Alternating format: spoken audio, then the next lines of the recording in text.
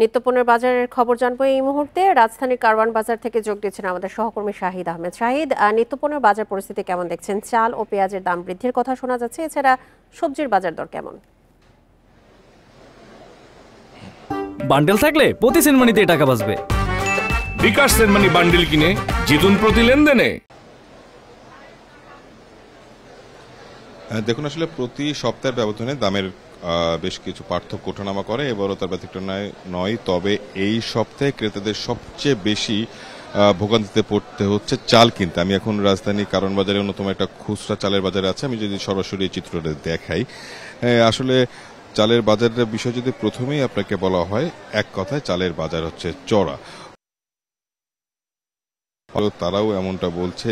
প্রতি কেজি আমি যদি আরো নির্দিষ্ট করে বলি, যে সরু চাল, অর্থাৎ যেই চালটা মানুষের কাছে সবচেয়ে বেশি জনপ্রিয় বা চলে বেশি, সেই চালটা কিন্তু 90 টাকা নিচে কিন্তু পাওয়া যাচ্ছে না। অর্থাৎ আমি যদি মিনিকেট নামের যে চালটা বিক্রি হয়, সেটা কিন্তু 88 থেকে 90, 92, 95 টাকা কেজি দরে বিক্রি হচ্ছে। এর পাশাপাশি যে নাজির শাইল 80, 82, 85 টাকা কেজি দরে বিক্রি হচ্ছে। এর পাশাপাশি যে মোটা চালটা, অর্থাৎ বিআর 28 জাতের যে চালটা, সেটা কিন্তু বিক্রি হচ্ছে আপনার 56 থেকে 58 টাকা কেজি দরে। অর্থাৎ 56 টাকা কেজির নিচে কোনো চাল বাজারে পাওয়া যাচ্ছে না। আর যদি ভালো মানের চাল খেতে হয়, সেক্ষেত্রে 90 টাকা, অর্থাৎ প্রায় 100 টাকা ছুঁই চালের কেজি। কেন এত বাড়তি দাম, এই বিষয়ে যারা এখানে বিক্রেতা, তাদের কাছে জানতে চাইছিলাম। তারা যেটা বলছে যে আসলে মিল গেট থেকে বেশি দামে কিনতে হচ্ছে। বিশেষ করে হাতে গোনা কয়েকটি কর্পোরেট কোম্পানি, তারা অনেক পরিমাণ চাল কিনে মজুত করে, সেটার জন্য বাজারে তারা ইচ্ছামতো দামের কারসাজি বা নিয়ন্ত্রণ করে।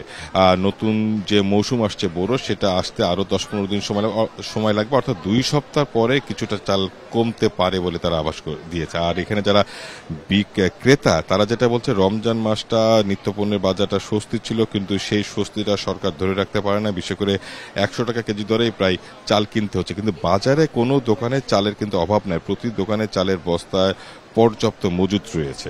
এর পাশাপাশি যদি অন্য বিষয়গুলো হয়, পেঁয়াজের দামটা, পেঁয়াজ কিন্তু 55 টাকা খুচরা বাজারে, 60 টাকা কেজি দরেও পেঁয়াজ বিক্রি হচ্ছে।